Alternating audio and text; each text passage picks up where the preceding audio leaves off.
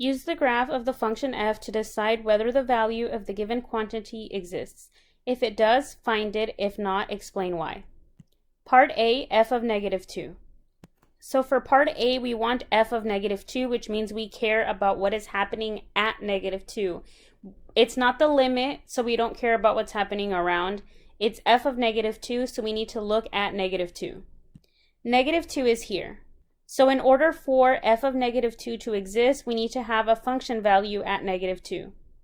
Notice that we don't have a value here. We have an asymptote. So because we don't have a value for f of negative 2, f of negative 2 does not exist. Part B, the limit as x approaches negative 2 of f of x.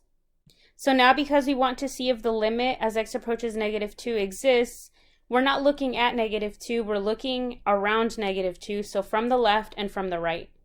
So as we approach negative 2 from the left, we notice that the function has this downward behavior.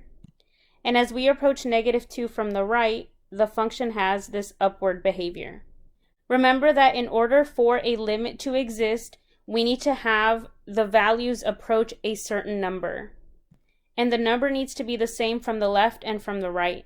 So here we're actually not approaching any number. We're growing without bound from one side and then decreasing without bound on the other.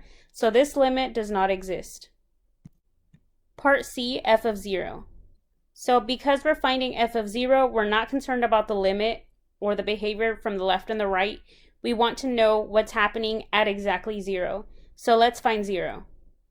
X equals 0 is here. So now let's see if the function is defined.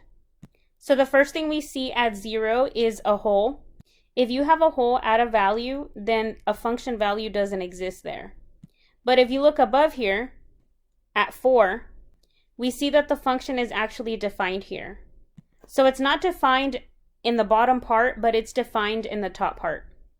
So that means f of 0 is 4.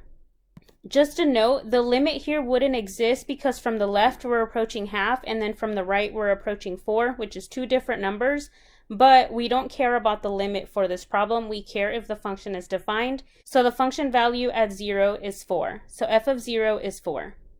Part D, f of 2. So for part D, we don't want the limit, we want the actual value of the function, so that means we're concerned about what's happening at exactly 2. 2 is here. Notice that we have a hole at x equals 2. Now let's see if maybe the function is defined somewhere else at 2. There is nowhere else where the function is defined at x equals 2, so we say that f of 2 does not exist. Part E, the limit as x approaches 2 of f of x. So because we want the limit as x approaches 2, we're not concerned about what's happening at 2. We want to look at the behavior to the left of 2 and to the right of 2. So first, let's look at x equals 2. And now let's see what happens as we approach 2 from the left. As we approach 2 from the left, the function is approaching a y value of half. And now let's see the behavior approaching 2 from the right. As we approach 2 from the right, the function value is also approaching half. We are approaching the same value from the left and from the right, so that's going to be the limit value. So the limit as x approaches 2 of f of x is half. Part F, f of 4. So because we want to find f of 4, that means that we want to see what's happening at exactly 4, not around it. X equals 4 is here, so now we need to determine whether a function value exists at x equals 4. We have a function value for x equals 4 here, and the y value or the function value at 4 is 2.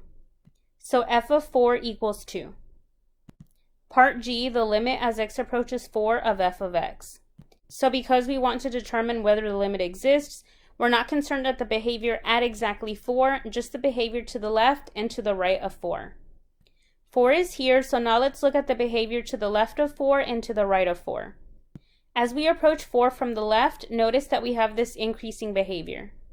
And as we approach 4 from the right, we also have this increasing behavior.